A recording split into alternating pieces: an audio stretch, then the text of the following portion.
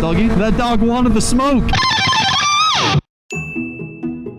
Hola. Tip number 1, practice with the slow speed stuff and actually get decent at slow speed stuff. Motorcycles are heavy, but they don't really feel heavy when you're at speed. Like right now, I can kind of just whip it around. It feels like nothing. At slow speed, like maybe sub 10 miles an hour, bikes will feel heavy.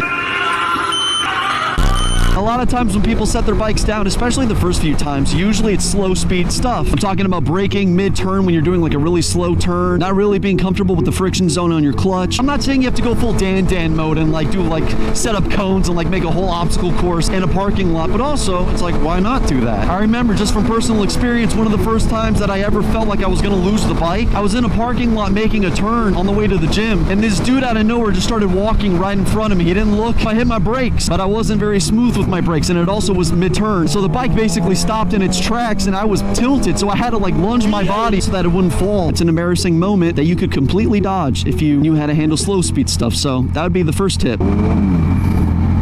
You got a brother behind me? I like your ride.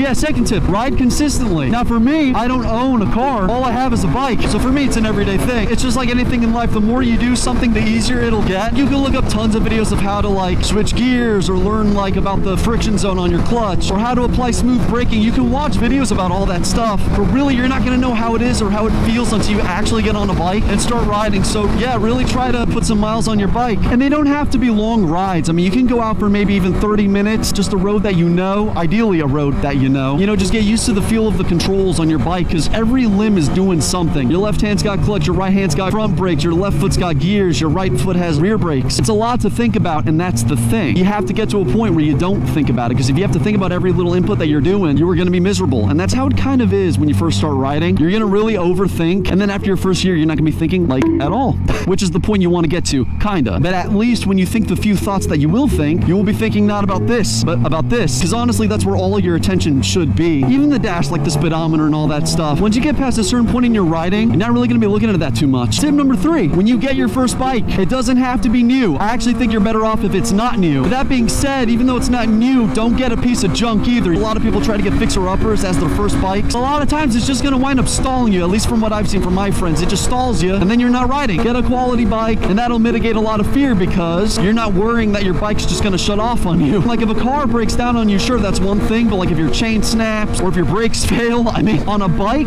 it is a million times worse. Get a bike that works. Tip number 4, this is more kind of like a personal tip that I kind of implemented when I first started riding, and it is try riding at night or try riding at a time where there's not a lot of cars out. In my case, where I live, at night, there's nobody on the road. Riding at night really gave me the confidence, especially for like knowing my stopping distance, like how much brake do I need to apply and how fast can I theoretically stop. That was all learned from me basically at night. And again, if you are riding at night, ride down roads that you already know. And also kind of stay away from like rural roads, like roads in the middle of the woods, because you always run the risk of animals hopping out at you, and that's just, that can get pretty bad really quick. 5th tip, watch crash videos. Now, I know what you're saying. It might be counterintuitive, but honestly, I believe you learn from mistakes, and they don't have to always be your mistakes. I really do think if you watch like crash video compilations with like a very analytical attitude, there is a lot of important lessons that you can learn. And you also get to see, after watching like so many videos, the most common causes as to why people go down. Some big things include like going into corners way too quick, or like if you're riding with buddies, you know, you're trailing them way too hard and then they break and then you don't know what to do, so then you kind of slide out. I watched so many of those videos, and by the time I actually got the bike, I really wasn't scared at all. If anything, I felt like way more prepared because I watched all those videos prior. So yeah, guys, those are my 5 tips. Check the socials. I'll see you guys in the next one. Bye-bye.